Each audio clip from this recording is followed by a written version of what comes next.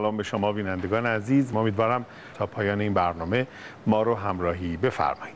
واقعا نباید از همین آرزوها بکنی، بعید کسی بشینه تا آخر این برنامه تو رو نگاه بکنه. موضوع بحث رو بگو. شبکه خبر به طور زنده جریانات مجلس رو پخش کرد، رادیو هم همینطور، اما ممکنه که هموطنای عزیز ما خیلی در جریان قرار نگرفته باشن. چشم بسته غیب گفتی؟ خب معلومه کسی تو جریان قرار نگرفته. ملت که بیکار نیستن بشینن جنگ و دعوای مجلس تماشا کنن. اگر اجمالاً توضیحی در مورد اون چه که در مجلس گذشت برای بینندگان ما بدین ممنون میشم. امروز شاهد حرکات خوبی بودیم تو مجلس. اشتباهاتی هم البته وجود داشت. ضربات مشت و لگد قوی بودن. تو گاز گرفتن یه مقدار ضعف وجود داشت. چند تا اشتباه داشتیم تو بستن گارد که باعث شد تعدادی دماغ پهن بشه و بخشی از چهره نظام رو دگرگون کرد. گاهی تلقی از تعامل بین دولت و مجلس اینه که دولت هر چی میخواد مجلس در اختیارش بذاره. گاهی هم در واقع نگاه اینه که مجلس در واقع به معنای دنبال روی دولت نباشه، اما در این حال جلوی دولت هم نیسته. شما به کدوم یکی از این انواع تعامل ها قائلید؟ یخ کنی با این سوال کردنت.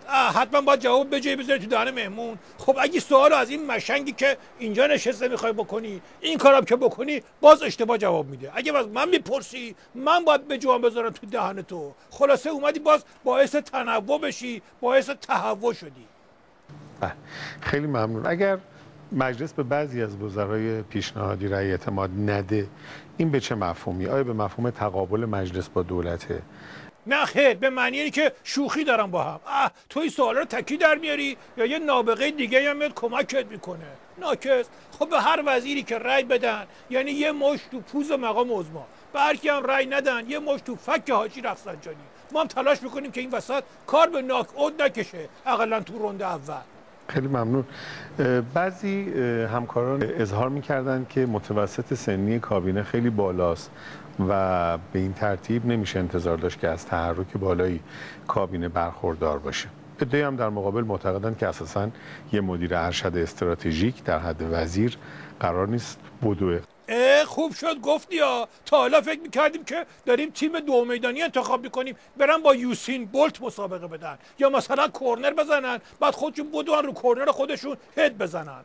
بحث سن و سال یه دستاندازیه که خود مقام عظما جلو پای خودشون کندن و حالا هی پاشون میفته توش پیش میخوره. قبلا که از این بحثا نبود. امام تو 73 سالگی تازه حضور در صحنه‌های سیاسی رو شروع کردن. مقام عظما تو 70 چند سالگی که الان هست تازه میخواد بره مرجع بشه فتوا بده. آقای جنتی هم که تو طول عمر به کلاغ گفته زکی. همه داستان از انتخابات شروع شد. حاجی رفسنجانی رو اینطوری رد صلاحیت کردن، حالا پای لرز اون خربوزه استراتژیکی نشستن. ببین ابراهیم نیکو اومدم اسم مخفف بگم، دیدم خیلی ناجوره، عین احمدی نژاده، ضایع میشه. بیخیال، بحث از این ساده تر گیرت نمیاد. همه توضیحاتو من دادم، تو فقط دو سه کلمه این وسط بگو که معلوم بشه یه فرقی با گلدون داری که گذاشتنت اینجا. فکر میکنم یه اشکالاتی برای بحث مسئله سنی وزرا وارد است ایراد. ببینید گویی این است که ما یک کشتیگیری رو بخوایم مثلا 20 سال نگه داریم، بگیم شما باید تجربه داری کشتی بگیری. خب ببین سن وقتی که بالا بره خود انرژی هم تحلیل میره. ما رو بگو نوبت به کی دادیم؟ نمیخواد تو حرف بزنی، همین کنار دست بشی به زندگی گیاهی خودت ادامه بده. مرحوم ابوی همیشه میفرمودن بزن به هادرش، کردم بله. میفرمودن که نفهمی دردیه که آدمو نمیکشه ولی اطرافیان رو دغمرگ میکنه. بفرما. با مخاطبان کنکاش، همکارم آقای علیزاده و سوالات و موضوعاتی که شما برای طرح در برنامه کنکاش برای ما ارسال کردید.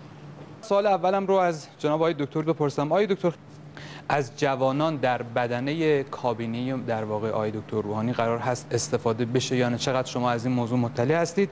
و اینکه مشخصا بفرمایید برنامه پیشنهادی دولت 11 برای جوانان چیه؟ ما تا حالا داشتیم حرف میزدیم یا گل لغت میکردیم.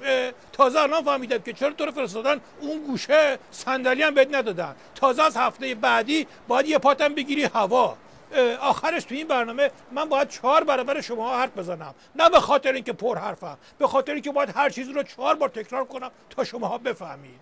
تازه شما دوتا خوب بشین. این ابوالهولی که اینجا نشسته عین برج زهرمار نمیدونین چه مستوره‌ایه. از اوناست که وقتی بمیره شب اول قبر 62 تا فرشته میان بالا سرش، 2 تا برای اینکه سوال جواب کنن، 60 تا برای اینکه سوالا رو براش توضیح بدن تا حالیش بشه. بینندگان عزیز شما نگاه کنید، آدم یه بحث رو که با 3 تا مشنگ زبون نفهم بخواد پیش ببره حناق میگیره. حالا حساب بکنید مقام عظما بحث انتخاب دم و دستگاه دولت و داستان جام زهر و اینا رو توی مجلس شقروده با 267 تا مشنگ میخواد پیش ببره. خب دیگه هیچ از جسم ناقصش که نمیمونه. خواستیم یه گوشه از این بدبختی‌ها رو از نزدیک دیده باشید، شاید دلتون به حال اون فلک زده بسوزه.